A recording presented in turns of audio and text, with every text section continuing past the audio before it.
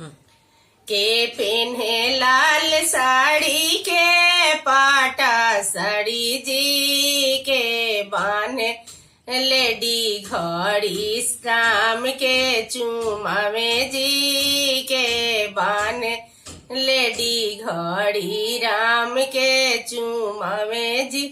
आमा पेन्हे लाल साड़ी चाची पाटा साड़ी जी भाभी बान्हे लेडी घड़ी राम के चुमावे जी भाभी बान्हे लेडी घड़ी राम के चुमावे जी।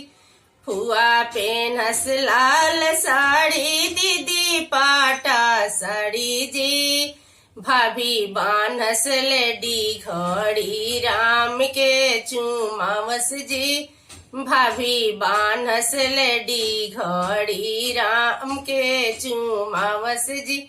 नानी पेनहस लाल साड़ी मम्मी पाटा साड़ी जी मौसी बान्हस लेडी घड़ी राम के चुमावस जी मौसी बान्हस लेडी घड़ी राम के चुमावस जी।